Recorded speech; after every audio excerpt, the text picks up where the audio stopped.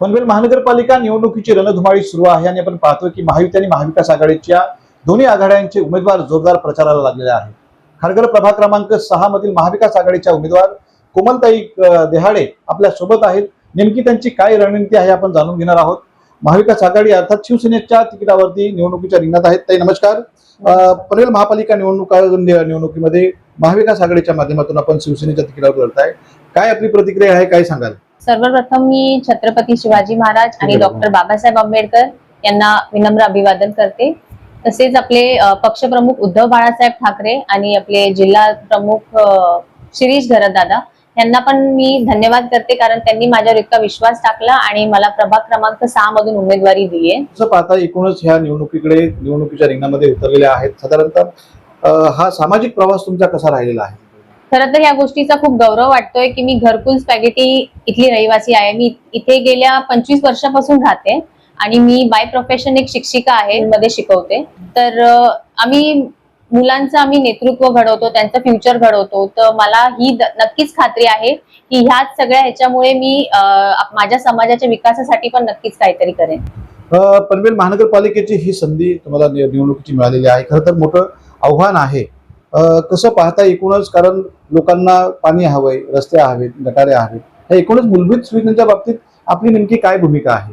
आता जसं मी तुम्हाला सांगितलं, मी इथे गेल्या 25 वर्षापासून राहते, त्यामुळे घरकुल स्पॅगेटी आणि वास्तुविहार इथल्या बऱ्याचशा समस्या जे मी अगदी लहानपणापासून बघितल्यात आणि टिल डेट त्या काही गोष्टी तशाच आहेत। तर मी नक्कीच प्रयत्न करेल, ज्या काही इथल्या लोक प्रॉब्लेम्स फेस करतायत त्याचे मी काहीतरी त्यांना सोल्युशन देईल किंवा इथे विकास नक्कीच घडवेल। ह्या परिसरामध्ये पाण्याची समस्या मोठी आहे, रस्ते उखाडलेले आहेत, देवाबत्तींची सोय आहे, विशेषतः महिलांच्या सुरक्षेचा प्रश्न मोठा आहे। जेव्हा आपण मागून जातो डीएव्हीच्या रस्त्याकडून चेन स्नॅचिंग असतील, अशा अनेक प्रकार घडतात, ह्याबद्दल आपली नेमकी काय भूमिका आहे? आता जसं इथे घरकुल स्पॅगेटी आणि वास्तुविहार किंवा आसपासच्या परिसरामध्ये महिलांचं किंवा मुलींचं सुरक्षित असणं खूप गरजेचं आहे।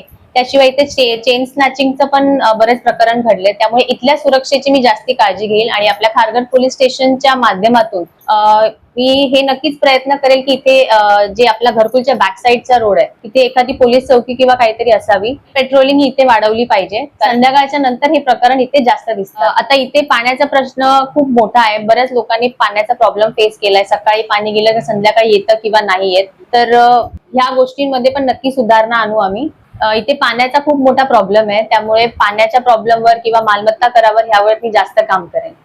साधारणतः काय आव्हान कराल मतदारांना ह्या निवडणुकीच्या अनुषंगाने? आता ह्या आमच्या परिसरामध्ये पाण्याचा खूप प्रॉब्लेम आहे, मालमत्ता कराचा इश्यू आहे, तर त्या सगळ्यांवर मी नक्की काम करेल आणि माझे एवढंच आव्हान आहे की तुम्ही ह्या सगळ्या कामासाठी मला आणि माझ्या संपूर्ण पॅनलला निवडून आणा आणि आम्ही नक्कीच ह्यावर काम करू। धन्यवाद। ह्या होत्या कोमलताई देहाडे। खऱ्या अर्थानं प्रभाग क्रमांक 6च्या सर्वांगीण विकासासाठी मी कटिबद्ध आहे। आपण पाहतोय की डॉक्टर बाबासाहेब आंबेडकरांनी जो मतदानाचा अधिकार दिला, हा मतदानाचा अधिकार तुम्ही देशाच्या किंवा आपल्या प्रभागाच्या विकासासाठी तो खऱ्या अर्थानं त्याचा वापर करा।